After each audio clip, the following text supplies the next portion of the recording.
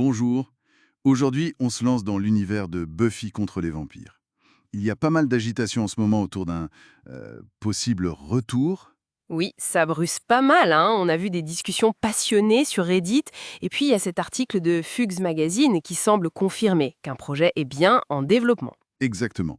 Et notre objectif aujourd'hui, c'est un peu de décortiquer tout ça.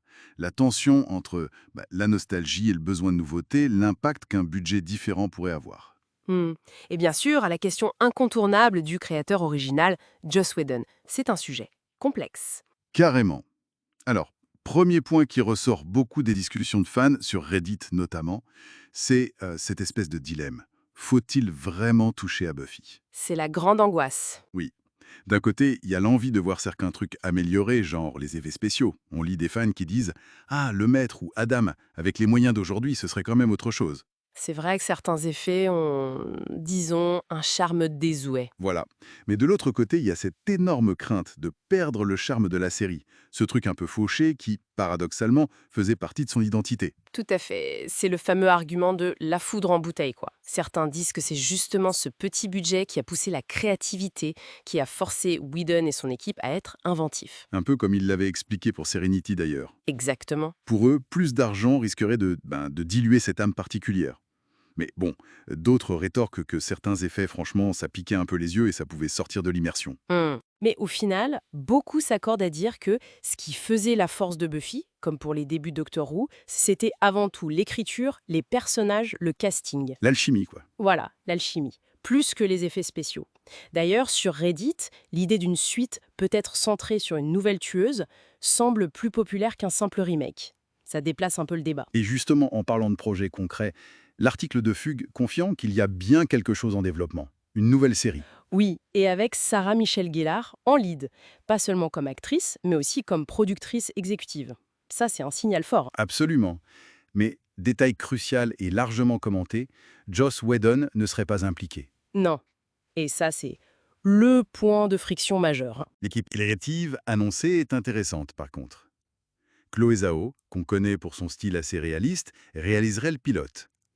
Et comme showrunneuse, les sœurs Zuckerman, qui ont bossé sur des séries comme Poker Face. Un choix qui suggère peut-être une approche mélange genre et personnages forts, oui. Et on note le retour de producteurs de l'époque. Gail Berman, Fran et Kaz Kezui. Et même Dolly Parton, via sa société Saint-Dollar. C'est toujours le détail amusant à rappeler. Ah oui, Dolly Parton, la marraine secrète de Buffy. Mais revenons à Whedon. Son absence sur Reddit, ça divise énormément. C'est très polarisé. J'imagine. D'un côté, ceux qui disent «sans lui, c'est pas Buffy», Exactement. On reconnaît son génie narratif, sa patte, sa voix unique. Pour certains, c'est indispensable pour retrouver la magie. Et de l'autre côté, il y a un vrai soulagement chez beaucoup d'autres. à cause des controverses. Oui, suite aux allégations sur son comportement, l'environnement de travail toxique dénoncé par plusieurs acteurs et actrices, l'interview dans Vulture revient souvent. Pour ces fans-là, son éviction est une nécessité éthique. Donc on a cette tension, Hmm, la peur de perdre l'essence de la série versus l'opportunité de la repenser sans ce bagage jugé problématique. c'est ça. Certains soulignent même que les comics post-série, notamment la saison 8 écrite par Whedon, ont été critiqués et montrent que sa présence n'est pas forcément une garantie de qualité absolue. Ce qui nous amène au scepticisme ambiant chez pas mal de fans. Cette alchimie originelle, est-ce qu'on peut vraiment la recréer? Hmm. Les craintes sont assez précises d'ailleurs. Ah oui, comme quoi par exemple? La peur que des saisons plus courtes, comme c'est la mode aujourd'hui, sacrifient les moments plus calmes, leur remplissage, comme certains disent, mais qui étaient essentiels pour développer les personnages, pour s'attacher à eux.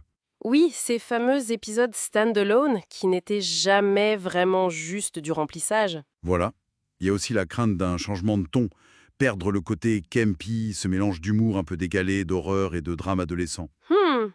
Le risque d'une série peut-être trop sérieuse ou au contraire qui tomberait dans le pastiche? Ou alors une focalisation trop marquée sur des thématiques identitaires actuelles, au risque de perdre la finesse d'écriture qui faisait la force de l'original, qui abordait ces thèmes, mais de façon plus métaphorique peut-être. Ces craintes, elles touchent vraiment au cœur de ce qui faisait Buffy. L'écriture brillante, le casting charismatique, la dynamique incroyable entre les personnages et ce mélange unique d'humour, d'horreur, de drame, le tout servi par des métaphores sur l'adolescence. Un équilibre très fragile, en fait. Extrêmement fragile. Le défi pour la nouvelle équipe est donc immense. Rendre hommage à ça sans faire une copie carbone et en même temps créer quelque chose qui résonne aujourd'hui. C'est un peu ce que Sarah Michelle Gellar semble vouloir dire quand elle parle d'un projet opportun et inclusif. Une réinterprétation, pas une simple réplication. C'est l'idée, je pense. Attirer les anciens fans et en conquérir de nouveaux. Donc pour résumer, on a cette tension majeure entre le respect de l'original et la nécessité d'innover, avec en toile de fond l'ombre de l'héritage complexe du créateur. Tout à fait.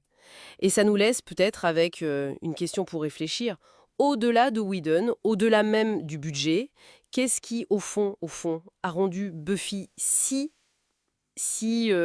importante, si résonante pour tant de personnes à l'époque? C'était quoi ce noyau dur? Hmm.